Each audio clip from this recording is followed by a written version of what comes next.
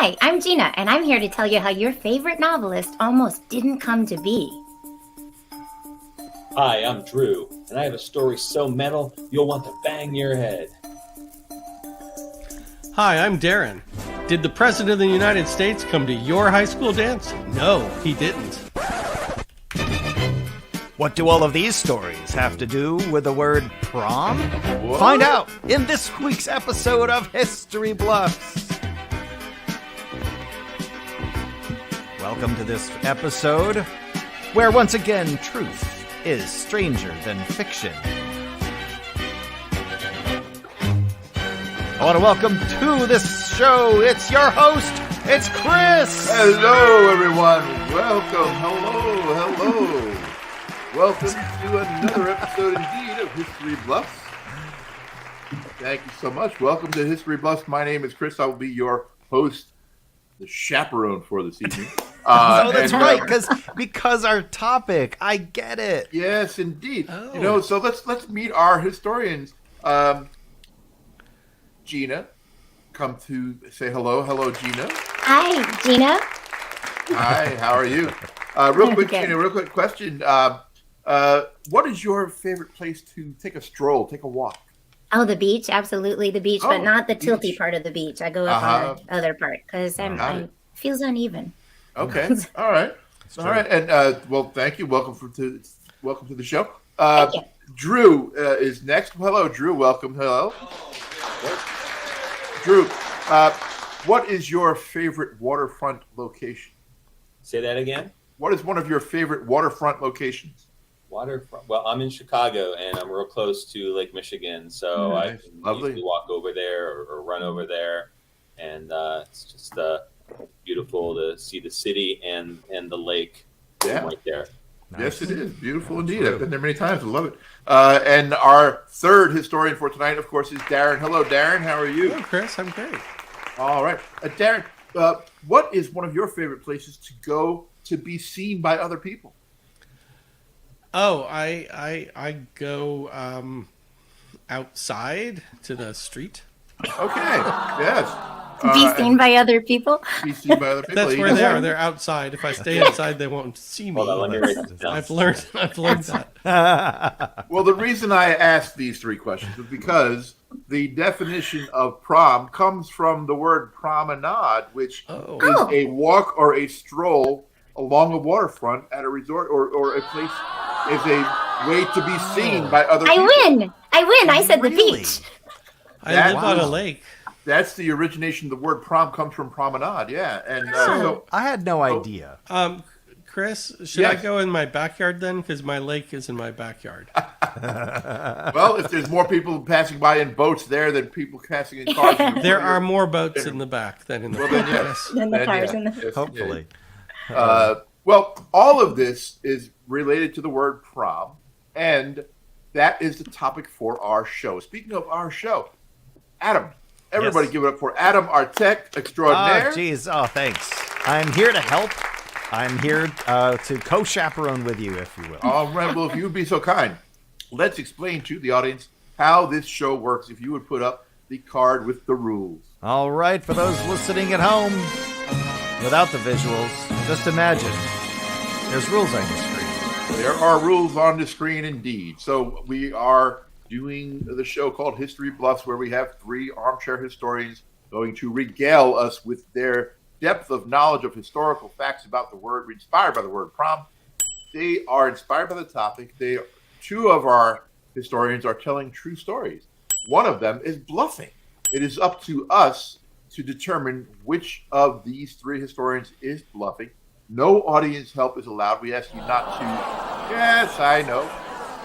Disappointing, I know, but we will get you involved at the end where we're trying to determine which of the three historians are bluffing. But we ask, while the show is going on, please do not Google anything, do not research anything, and debunk any of our theories while the show is going on, because there are three rounds.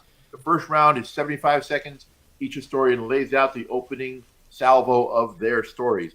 Then the second round is 60 seconds, where we hear more in-depth piece of their story. And then the third and final round is 45 seconds, where each of our three historians will wrap up very neatly in a nice little bow their story, and we will determine at that point which of our three historians is the bluff for the week. And this week we have another. That's right.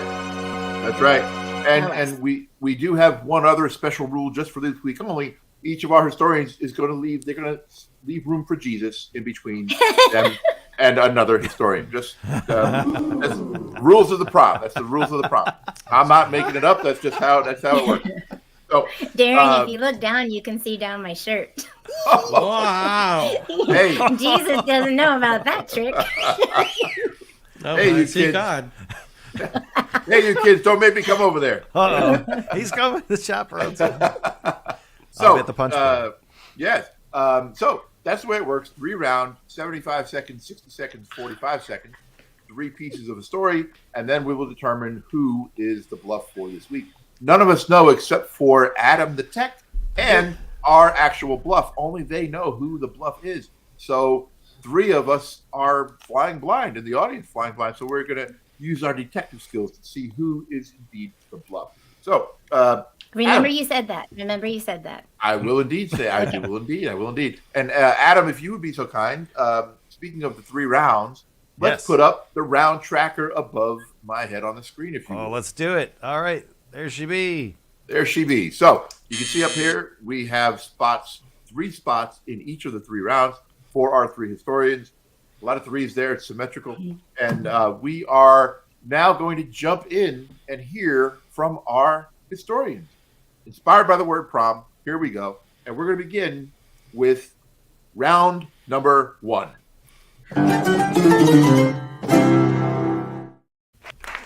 So, as I mentioned, this is the opening round, 75 seconds for this round for each historian to lay out the groundwork of their story. So, Gina, we're going to start with you. Oh, okay, great. And we are going to ask you to begin. When you see the sundial come on screen, you hear the boom, your floor is yours. Thank you. Hi. My story today is inspired by Prom and Stephen King's first novel called Carrie. The whole story will not be about that, but it does inspire the rest of it. So Carrie was written in 1974. And when Stephen King, he was an English teacher, he was struggling, he hadn't started his career just yet. And he actually wrote most of the book, and then he threw it away. He just wasn't happy with it. He crumpled it up.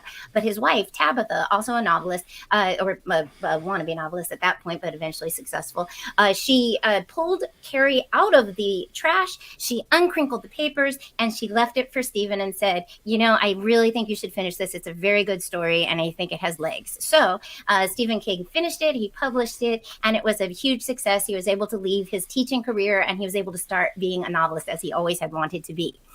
Early in his career, he wanted to create a universe. And one of the things that he did was he created a city in Maine called Castle Rock. Now, interestingly enough, one of the reasons why he put Carrie down and didn't want to do it was because he wasn't exactly thrilled with all of the details and all of the fine-tuned information about telekinesis and the other things that are involved in that story. And I'll tell you how he circumvented that shortly when I get to the next round. Okay, well done, Gina. Well done. Let's hear what our other historians think of Gina's opening round. Darren, we'll start with you. What's your take on Gina's story so far? Well, despite the clear bias of our tech, who is from Maine, updating Gina's description for writing a story about Maine, I think Gina was watching too much Bewitched lately and calling Stephen's wife Tabitha. I can't do the nose thing, but if I could, it'd be like, dee-dee-dee-dee-dee. Do you think that's why he married her? Because she was a witch. Yeah, that would make 'cause he sense for loves Stephen her, so. King. That's right. I want to point out, I'm not just from Maine. I'm from Stephen King's hometown. Yes, Lisbon. That's right. Right? So I'm listening. Although I do I know who the bluff is, so I can't use any of this knowledge as a weapon. Continue, Chris. The floor. All right, Drew. Let's hear from you, Drew. What's your take on Gina's opening round? Well, Castle Rock, that's I guess that is a real place. I don't. It seems made up, but it's made up. It's fictional, and I'll get to all that. But yes, it's a fictional place in Maine, based on his life in Maine. I see what you're saying. Based on where I grew up. Yeah, really, it is actually. So, Yeah, yeah. as So is dairy. His Adam's diversity. the bluff. Oh, so okay, so that's made up. You admit it. Yeah, but Tabitha was also stood out to me too. That just seems like a weird name. I had a dog named Tabitha when I was like growing up. Yeah, there's no person named Tabitha. Yeah, true. I've None. never met one. None. Yeah. All right. That's All right. another story. Interesting. All right. Well, we've heard from Gina. Let's hear from one of our other historians, and we're going to go to Darren next. Yep. Darren, your opening round. You have 75 seconds. When you see the sundial come up and you hear the boom, you have the floor. All right. I have some stories about some of the wildest parties in presidential history, including 2 separate occasions where a sitting president of the United States attended a high school prom. And for the first story, we only have to go back a few years to one of the most inconsequential presidencies of all time. And no, I'm not talking about Donald Trump's presidency. I'm talking about the Gerald Ford administration. The White House was rocking on the night of Saturday, May 31st, 1975, for the Holton Arms High School senior prom. Susan Ford, the 17-year-old daughter of the 38th President of the United States, did the bump and the hustle in the East Room until 1 a.m., along with her classmates and their dates. It was the only prom ever to be held at the White House, which makes it an odd event in White House social history. People rank it right up there with President Andrew Jackson's famous cheese party of 1835, which saw 10,000 visitors gobbling up a wheel of cheddar that weighed nearly 1,400 pounds. But that's just the first of 2 presidential prom stories. Oh my God, there's so much here. Wow. So much here indeed, Adam. Drew, what do you think of Darren's story, including the 1,400-pound cheese wheel? I mean, that right there. I mean, I will go to any cheese party if I'm invited. 14,000 pounds. Like, 1,400 pounds. Jeez. 1,400. I don't there, but yeah, and like Gerald Ford, like I don't think I've ever heard a story about Gerald Ford. So like, is he even a real person? So like, It's the Tabitha lane. Oh. Gina, what do you think of Darren's story, Gina? Well, I was with him and I was like, oh, this sounds fun. And then he said it was in the East Wing. And I'm thinking, oh, they're running the country in the West Wing and there's a prom in the East Wing. Until he said the name of the high school, Holden Arms. What do you do at a prom? You hold people in your arms. That was just, it just seemed, it was just You a leave room coincidence. for Jesus, though. You leave room for Jesus, but you hold him in your arms. And so I was like, that was a force. So, so far, right now, I think that that Darren is our bluff. Maybe, and I'm gonna reserve the right to also call Drew that later. Sure. Okay, Yep. all Yep. right. Fair Okay. enough. We understand. Just reserve the right to change your mind, like any good American. So we are now going to move next to Drew. Drew, we've heard from the other 2. Let's hear your opening round. When you hear the chime and you have the sundial on your screen, you have 75 seconds. okay, we begin in 1970s in Burbank, California, where 2 middle school students named Randy and Kelly first meet and bond over their love of rock and roll. They become inseparable best friends. Like most teenagers at the time, they were infatuated by the Beatles and the Rolling Stones and wanted to become rock stars, so they began taking guitar lessons. By the time they reached 8th grade, Randy and Kelly were barely attending school anymore. They were skipping. They would set up their equipment at Kelly's house the night before, pretend to go to school, then circle back and just jam all day. Their musical taste started to change as well when they were introduced to Alice Cooper and early records by the Scorpions. The 2 formed their first band, calling themselves The Whore. Then they formed a cover band called Violet Fox. And other band names that they went through were Mach 1, Katzenjammer Kids, Mildred Pierce, and Little Woman. They had trouble finding other bandmates, though, that would stick. And the gigs they managed to book were very unimpressive. So, nonetheless, Randy Rhodes, lead guitar, and Kelly Garney, bass guitar, were determined to take things to the next level. Interesting. All right. For comments on this, I'm going to go to Darren first because he mentioned Mildred Pierce, and there was a president named Pierce. So There was. And much like Kennedy had a secretary named Lincoln, and Lincoln had a secretary named Kennedy, which that will come up. My story also will involve Burbank, believe it or not. Oh my God. Wow. So like presidential assassinations, my story and Drew's stories are interlinked through what some might call the work of the Illuminati or fate or just random chance. I don't know. or coincidence, maybe. Ooh. One of Gina's top 1,000 favorite comedians is Bill Burr, who does go to a bank occasionally. So, Gina, that ties you in. That ties you in as well, Burbank. So, But also, and I'll tie myself in even more if you would like. Yes. Stephen King, when he was Ooh. broke and trying to make money, was a janitor and sometimes also played guitar in a rock and roll band. what I know, Whoa. right? When he first started out, he still does it today for charities. But is this week's topic prom or coincidence? I'm not sure. coincidence because every single show I try to tie in something from another show, and I've been successful in almost every show except two.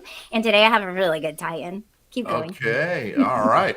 So, any other thoughts, Gina, on Darren's story? Oh yeah, okay. It was about Darren's story. That's right. Okay, I mean Drew's story, right? About the. True. I I'm think sorry. I I'm know- sorry. Drew's story. Yes, Drew's story. I think I know where you might be going with this, but I don't know if all of this is true just yet. And so I reserve the right to hear more and then maybe Okay. change my mind later. But I'm liking where it's going so far. All right. I'm liking where the show's going so far. And now that leads us, we have heard from all three players as indicated in the round tracker above. And now that means we're going to round number 2.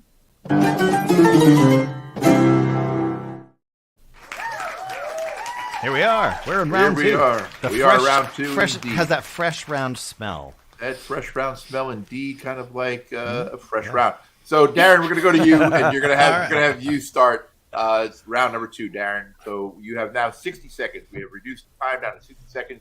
You may begin. My second presidential prom story takes place 12 years earlier in 1963 at the Beverly Hilton Hotel in Beverly Hills, California. The Democratic Party has booked the smaller of the hotel's 2 ballrooms for a fundraising dinner. They were unable to book the larger grand ballroom because it was already booked for the John Burroughs High School prom.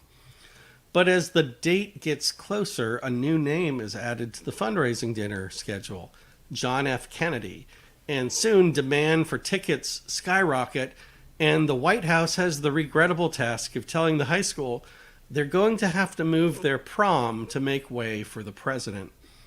And the students are obviously really upset, but it happens that one of the students is the niece of a photographer for the LA Times. She talks to him, and the LA Times runs a story titled A Hard Lesson in Civics, and it's a major PR disaster for the president. That'll learn him. Wait, I don't understand. What? So the president has to make the high school move their prom because he needs the bigger room. Oh, whoa, what an ass. Okay. Right? Yeah, that's not good at all. Hence the black eye in PR. Yeah. Yeah. So, all right. Well, Gina, what do you think? Did that move you, that story? Well, yes, it moved me to notice that the person who had the other ballroom was John Burroughs. And what do you do when you go to a prom that with somebody that you don't really like? You feel like an ass. And what's the word for ass in Spanish? It's Burrow. So I mean, he's just stealing stuff. That's what he's doing. He's making this Okay. up. I'm All just right. saying. Drew, what do you think? Well, I misunderstood the first Darren's first round because I thought Andrew Jackson's cheese party was the second prom in this story. yeah. He did see Goes it. up on the cheese party. No, the But, cheese party was just for scale, Okay. to compare awesomeness. Okay. Is that the No. measuring stick of all It presidential is. parties? It is the measuring stick. It's the golden, delicious standard. They couldn't get 600 more pounds to make it an even ton. I just That's right. Lazy. Drew, keep going. I'm sorry, I cut you off. No, man. yeah, no, but it makes total sense. So, I mean, this seems, plausible, this whole story. So, yeah, it kind of checks out. I think naturally the president would bump a bunch of high school kids. So, Yeah. All right. And in 1963, they might have even been doing the bump. Maybe. maybe. And the hustle. And the hustle. So let's stay with Drew and have Drew tell us his second round. Drew, our round is shortened to 60 seconds. You have 60 seconds for your round 2, and the floor is yours. Okay, so finally around 1975, still going by the name Little Woman, Randy Rhoads and Kelly Garney had found their bandmates. Drew Forsythe joined as their drummer, and as lead singer, they brought in Kevin Dubrow. Oh, and they changed their name to Quiet Riot. Quiet Riot Right. around LA in unpaid backyard gigs and started to gain a bit of a following on the underground scene. They even formed a friendly rivalry with another LA band with similar aspirations called Mammoth. Never heard of Mammoth? That's because they eventually changed their name to Van Halen, but that's another story. What? So the guys were still in search of their first official gig, paid gig as Quiet Riot. They were determined to take things to the next level. They rehearsed 5 nights a week from 6 to 11 p.m. Finally, they get a call from Burbank High School, where Randy and Kelly barely attended, asking if they were available to perform at the 1975 senior prom at La Canada Country Club. They immediately said yes. Well, Gina, you're enthralled by this story, so let's hear your comments on the story. I don't know. I'm not going to take this story much longer. It's so good. Actually, Quiet Riot was my very first record that I ever got. Did you know that? Oh, now you do. So Wow. so that's why I recognized the names, and I thought, oh, is this going where I think it's going? It was really fun. Although I think that this is also a game called History Bluffs, so you could be lying about things. Because I never knew Van Halen was called Mammoth. I don't think that's true. But so I reserve the right. I don't know. I'm kind of tricked right now into who's left. She's being very presidential. She's reserving the right to change her mind. So let's take us to Darren. Darren, what do you think about Drew's story? Okay, sorry. I just couldn't resist. Clearly, they had to accept this gig in Burbank because the prom at the White House was already booked. They weren't able to get that gig because that was also 1975 if you were taking notes. Yes, I am taking notes. See how these intertwine together? Intertwine. It's amazing. That's how history works. Unplanned. This is unplanned, ladies and gentlemen. Yes. Much like many pregnancies. Jeez. Too soon. I think it's not good to talk. No, I'm just kidding. We're talking about high school kids. Oh, And that's true. proms. In the 60s and 70s. All right. Well, we have heard from Darren in round 2. We've heard from Drew in round 2. So that leaves Gina. Let's get back to Gina's story about Stephen King and Tabitha and the reclaimed novel out of the garbage.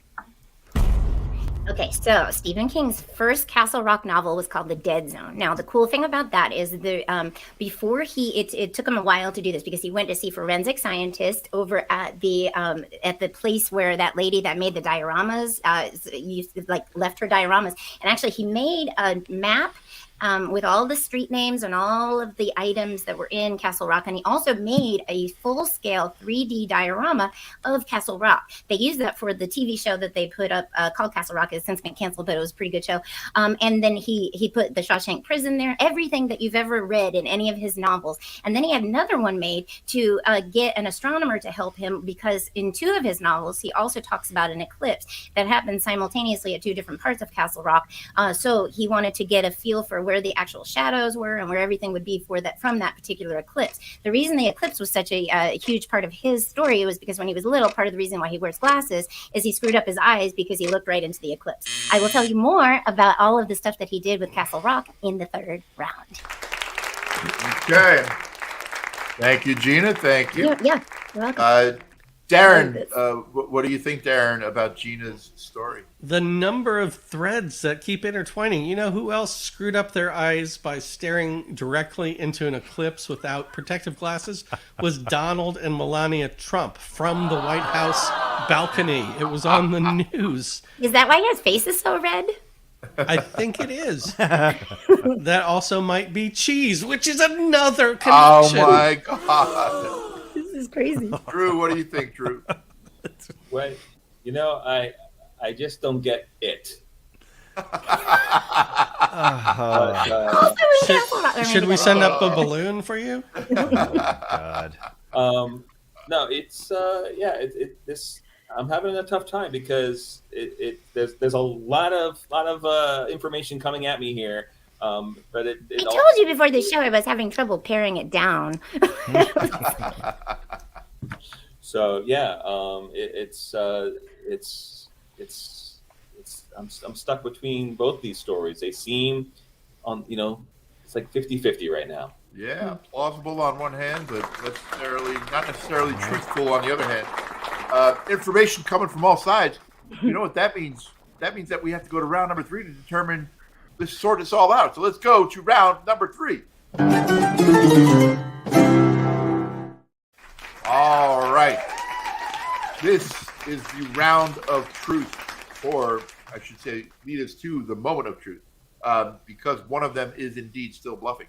So we have heard from all 3 historians 2 rounds of their stories. Now we're down to the 45-second wrap-up round. So each one is going to come out at 45 seconds, wrap up their story, and then we're going to gather back and we're going to try to figure out which of these 3 historians is bluffing. So we have started already with Gina. We have started already a round with Darren. So Drew, we're going to start with you and have you wrap up your story in 45 seconds. The floor is yours. Okay, so Quiet Riot's first paid gig was at a prom. They were paid $50 for the gig, not per person for the whole band, but it was a paid gig. And it was quite memorable, especially when Kelly Garney decided to kiss the popular girl, much to the disdain of her jock boyfriend. Sadly, like a lot of bands, fighting ensued over the years. Garney was eventually fired for threatening to kill Dubrow. Forsyth was replaced. Rhodes left to join Ozzy Osbourne's band and eventually died in a plane crash in 1982. Dubrow kept things going during the MTV years, but he was fired in 87, died in 2007. Cocaine. Somehow, 4 members, they still exist today, and it all started at the 1975 Burbank High School prom. Wow. How much were they paid? $50. $50 total. $50 total for that first gig. $50 for all 4 of them. Darren, what do you think, Darren? I heard died in a plane crash, cocaine overdose, fighting. I think Drew has like a 1980s rock band bingo card that he's trying to fill out. And he's just trying to get as many of those things as he can into the story so he can win whatever prize you get from one of those bingo cards. Gina, what do you think of Drew's story? I think that they were not a quiet riot. They were trying to kiss girls and kill people. Like they're very, very in the open, not at all secretive about any of that. So I think that, I don't know, the quiet riot that I know had 2 people in it. So I'm not sure if Drew is telling the truth anymore, because I feel like he just threw, like he said about my story, like a lot of names and people and things. And are they still in existence, P.S.? Do you know? They are. They are? Okay. All right. Yeah, it's just quiet. fishy is all. I don't know. Yeah, Gina's obviously referring to the duo Quiet Riot. One guy's last name was Quiet, the other guy's last name was Riot. Yeah. Gina, we're gonna have you come out and give us your wrap up.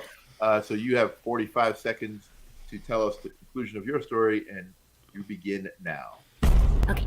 So, Stephen King, after he developed all of these things in 1979, wrote The Dead Zone, where his first, and he had decided long ago that he was going to tie a lot of stories in together over his career. So, the first guy, Johnny Smith, came out of a coma in that story, and he predicted that there would be a serial strangler in Castle Rock. Now, if you're familiar with Stephen King, he has a serial strangler in just about many of his books.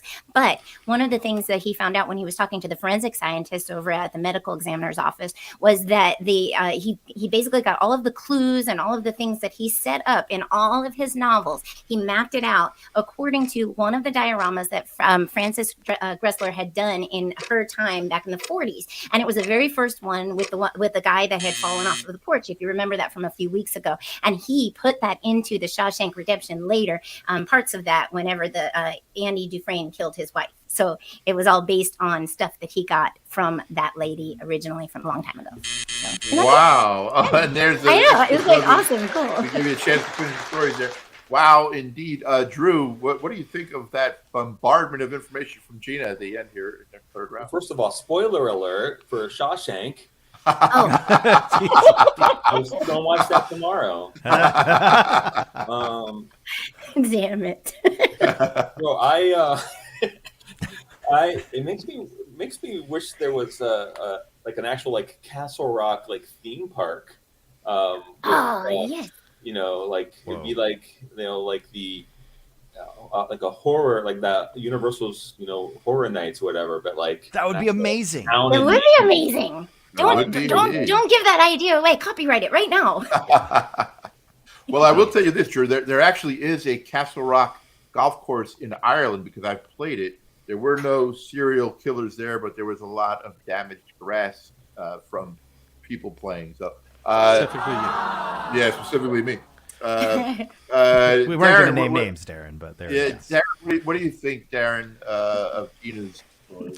Well, I don't know if you can see, but this shelf behind me here is the entire collection of Stephen my King's works. Ooh. And I have not read any of them. Those are all my wife's. So I have no idea if what he's saying is true. He can proof check it later, maybe. Give me like 3 or 4 years to read all those. And then we can restart the program and I'll let you know my answer. Darren, Starting that's at just Dead the dark. Zone. That's just the Dark Tower. 3 or 4 years. Yeah, that's Yeah, true. yeah. We will check back in 2027 and determine whether Gina is bluffing or not. But for now, Darren, we need to hear your concluding round. So you're going to come up on screen. You're going to get 45 seconds, and the floor is yours. On May 23rd, 2 weeks before the prom is scheduled, because of public pressure, the administration backs off and moves their fundraiser back to the smaller ballroom, freeing up the grand ballroom. The students of the high school are overjoyed, of course, and so in gratitude, they chip in their money and they buy a silver platter that they have engraved with the message "To a real American president," and they send it to JFK and invite him to their prom. And he shows up and makes a speech. And the incident gets news all over the place. 6 months later, the city of Burbank, where John Burroughs High School is located, commemorates this event by making an entry into the 1964 Tournament of Roses parade with a float titled "The President Goes to the Prom." Of course, sadly, Kennedy doesn't live to see that float because Right. he was assassinated in Yes. November. In November, indeed. Great. November Now we know the 3. ending. Yeah, Spoiler. alert. He was going to watch. Gina was going to watch that movie tomorrow. Can't watch anything around here. Gina, what did you think of Darren's story? Well, I think that this was an interesting detail, which may or may not make him the bluff. I'm not sure. It's strategy, good strategy. That they put their money together and let's get him a gift, a silver platter as a teenager. Like, it's just such a fancy gift for like a present. I find that interesting. Like, you go to Things Remembered and say, hey, what do we get for a present? A silver They went platter. to the mall, Okay, yeah. let's get that engraved. Like, I don't know why I found that fascinating. That's the part of the story I fixated on. So. Okay. All right. Drew, what about you, Drew? Yeah, I mean, this poor high school. I mean, they got the prom, they get bumped, and then like the last minute they are told, well, no, psych, you can come back. Like, I hope they didn't lose money on the replacement thing. I hope they got their deposit back. It does then, make you wonder. And then if they did, I mean, that's probably what they used to buy this plate. So, but yeah, I wonder if there's like a recording of JFK's like speech. Yeah, that's what Elsa. Yeah. And, Like, what did he say? what did he I wonder. Did he dance? This is what I want to know. Like, did he dance to the prom? I'm done. I ran out of time. I can't tell you. And look at the round tracker 9000 above us.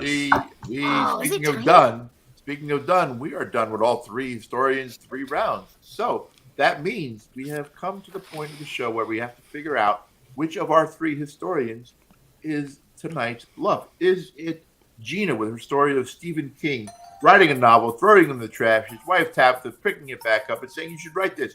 And then he became Nostradamus and started declaring all this other stuff about who things are going to happen in all of his future stories? Or was it Darren with the wild parties involving white presidents and proms, and Gerald Ford, Susan Ford, the Holden Arms, the cheese wheel of Andrew Jackson, 1,400 pounds, and then JFK kicking out a high school out of their own prom room and then bringing them back and going and giving a speech? Or was it Giroux? Talk about Randy Rhoads in a band that he started and then left and then flew into a house? Or was it Drew Forsythe or Kevin Dubrow or Kelly Garney and the fights that they got in, these wild rock and roll badass fights in Quiet Riot? We don't know. I don't know. It is time to find out which of our historians is tonight's bluff. I turn it over to Adam, who does know the answer. Indeed I do. Thank you, Chris. I will now perform the drawing of the 3 and line up our contenders. Was your bluff tonight, Darren? Or was your bluff Gina? Or was your bluff Drew? I shall reveal. Believe it or not, your bluff, it was Gina! Hi, everybody. I do try to tie stories together. This week it was a lie, though. That was a good one. It was a good one. Actually, I didn't find a whole lot of faults in it. You didn't pick on the hometown, so. No, I didn't. Fascinatingly enough, there are maps of Castle Rock. That part is true, and it's really interesting. If you go look that up, it's fascinating. But other than that, I will say it is almost definitely based on either Durham, Maine, or Lisbon, Maine, or a combination of the two. So that was. I think Derry is Durham and Lisbon is Castle Rock. That's possible. Where's the prison? Well, there are no prisons there, but there are mills. Lisbon has the mills. Okay. So the textile mills and the river. So actually, the Androscoggin River bisects the towns. The river that people walk along to be seen, known as a promenade. Mic drop. Yeah. Oh, there it is. Oh, it's a big circle of life. This is a big This circle was of life. such a connected show. It was a very Very, connected very show. connected indeed. Gotta Well, say. that is our show for this week. We're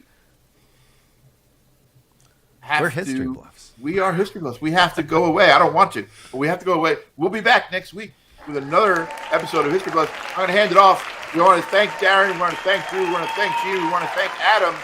Adam, I'm going to hand it back to you. Have a good night, everybody. That's it. That was our show. We're here every week. Tune in next time.